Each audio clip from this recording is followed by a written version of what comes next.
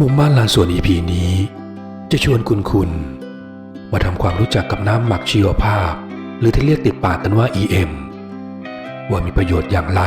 ในการทำเกษตรแบบอินทรีย์รวมถึงมาเรียนรู้วิธีการทำน้ำหมัก EM สูตรโฮมเมดด้วยตัวคุณเองแบบง่ายๆแต่มีประสิทธิภาพเทียบเท่าน้ำหมัก EM ที่วางขายกันทั่วไปตามท้องตลาด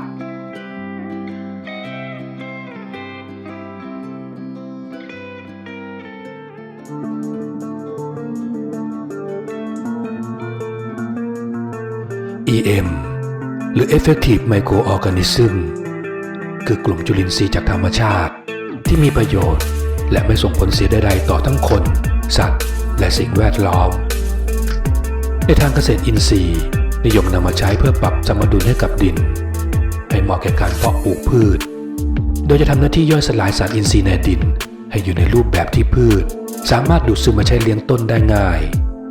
ทั้งยังช่วยปรับโครงสร้างของดินให้มีความร่วนสุยและเป็นตัวช่วยเร่งปฏิกิริยาการย่อยสลายสารอินทรีย์ในกระบวนการทำปุ๋ยหมักชีวภาพปุ๋ยน้ำสูตรต่างๆรวมถึงฮอร์โมนบำรุงสำหรับพืช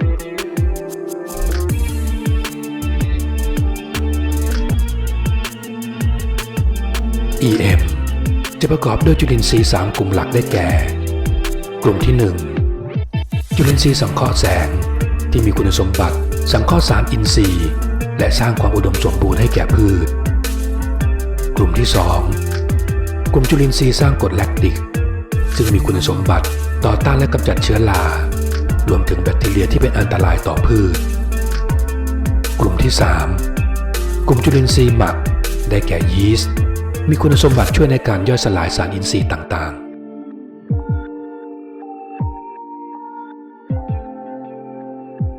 ประโยชน์ของน้ำหมัก EM ในการทำเกษตรอินทรีย์ใช้เตรียมดินและแปลงปลูกทำปุ๋ยหมักหรือฮอร์โมนบำรุงสำหรับพืชสำหรับไม้ดอกไม้ประดับผักสวนครัวกระทั่งพืชเศรษฐกิจนำมาปรับสภาพดินให้ร่วนสุยและย่อยสลายสารอินทรีย์ในดินให้เป็นปุ๋ยสำหรับพืชนำมาใช้เพื่อปรับความเป็นกรดด่างสร้างสมดุลให้กับดินนำมาใช้เป็นตัวช่วยเร่งในการย่อยสลายสารอินทรีย์ในการหมักปุ๋ยคอกและน้ำหมักชีวภาพเพื่อเป็นธาตุอาหารที่พืชสามารถนำไปใช้เลี้ยงต้นได้นำมาใช้ทดแทนสารเคมีรวมถึงยากำจัดศัตรูพืชเพื่อช่วยลดอันตรายทั้งต่อตัวเกษตรกรเองรวมถึงผู้บริโภคทั้งยังประหยัดต้นทุนค่าปุ๋ยยาในการทำการเกษตรนำมาใช้ป้องกันเชื้อโรคและสร้างภูมิคุ้มกันให้กับพืช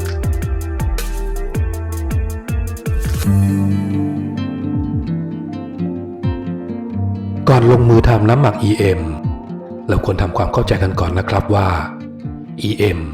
เป็นสิ่งมีชีวิตขนาดเล็กที่เรียกว่าจุลชีพหรือที่เรียกให้เข้าใจกันง่ายๆว่าจุลินทรีย์นั่นเองแต่เป็นกลุ่มจุลินทรีย์ที่ช่วยให้พืชเจริญเติบโตและย่อยสลายสารอินทรีย์ต่างๆให้อยู่ในรูปแบบที่พืชสามารถดูดซึมไปใช้เลี้ยงต้นได้โดยไม่ส่งผลเสียร้ายแรงต่อทั้งคนสัตว์และสิ่งแวดล้อมดังนั้นการทำน้ำหมัก EM จะว่าไปแล้วก็เป็นเหมือนการเพาะเลี้ยงสิ่งมีชีวิต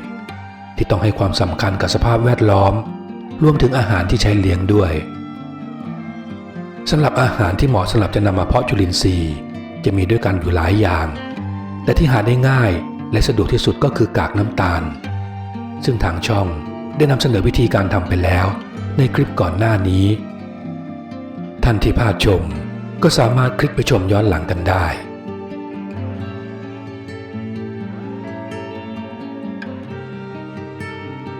น้ำหมัก EM สูตรโฮมเมดนี้สามารถทำได้ง่ายๆอีกทั้งอุปกรณ์ที่ใช้ก็หาซื้อได้สะดวกเพราะมีวางขายกันตามท้องตลาดทั่วไปในราคาไม่แพงโดยวัตถุดิบสำคัญจะประกอบด้วยน้ำสะอาด6 ลิตร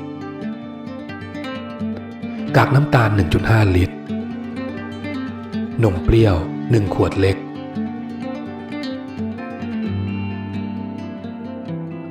ธีทำขั้นตอนแรกให้นำกากน้ำตาล 1.5 ลิตรนมเปรี้ยวพร้อมดื่ม1ขวดเล็กและน้ำสะอาด6ลิตรผสมรวมกันหากเป็นน้ำประปาแนะนำให้ลองและตั้งทิ้งเอาไว้เพื่อให้คลอรีนระเหยอย่างน้อย24ชั่วโมงก่อนนำมาใช้และไม่แนะนำให้ใช้น้ำจากแหล่งธรรมชาตินะครับเนื่องจากอาจจะมีจุลินทรีย์หรือเชื้อราบางชนิดที่ไม่พึงประสงค์ปะปนมากับน้ำและอาจเป็นอันตรายต่อพืชได้ขั้นตอนที่2คนส่วนผสมทั้งหมดให้เข้ากันดีขั้นตอนที่3กรอกส่วนผสมที่ได้ลงขวดจากนั้นนำไปตั้งพักวางไว้ในที่ร่มเป็นเวลา1 เดือนเพื่อให้จุลินทรีย์เจริญเติบโตและขยายพันธุ์ได้อย่างเต็มที่ขั้นตอนนี้จะเกิดก๊าซขึ้นในกระบวนการหมักจึงต้องหมั่นเปิดฝาขวดเพื่อระบายก๊าซทุกสัปดาห์นะครับ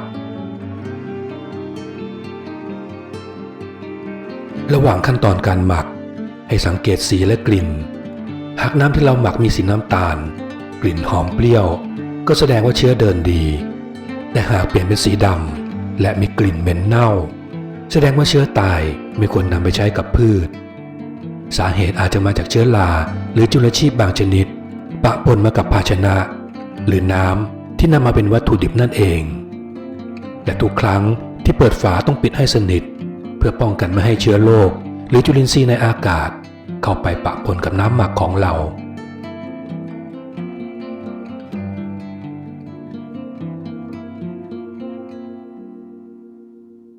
เมื่อหมักครบ1 เดือน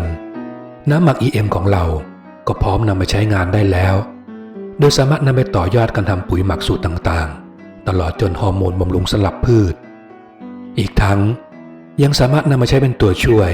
ในการเร่งปฏิกิริยาย่อยสลายสารอินทรีย์ให้อยู่ในรูปแบบของธาตุอาหารสำหรับพืชไม่ว่าจะเป็นการหมักบ่มดินการหมักปุ๋ยคอกหมักใบก้ามปูเป็นต้นน้ำหมัก EM ควรเก็บเอาไว้ในที่ร่มไม่ให้โดนแสงแดดโดยตรงที่อุณหภูมิห้อง 20-45 องศาเซลเซียสสามารถเก็บได้นานถึง6 เดือนและเนื่องจากน้ำหมัก EM จะประกอบด้วยจุลินทรีย์ธรรมชาติซึ่งเป็นสิ่งมีชีวิตชนิดหนึ่งดังนั้นจึงไม่ควรนำไปผสมกับปุ๋ยเคมีหรือยากำจัดโรคพืชต่างๆหากมีความจำเป็นต้องใช้ปุ๋ยเคมีหรือยากำจัดศัตรูพืชก็ควรแยกใช้หลังจากการให้ EM แล้วไม่น้อยกว่า3 วัน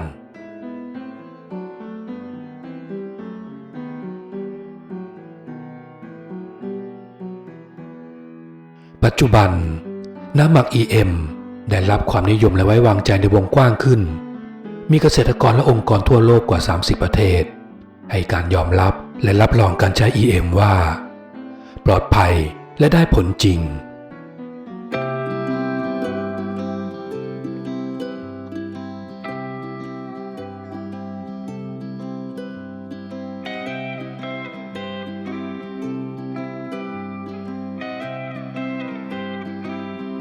ขอบคุณที่รับชม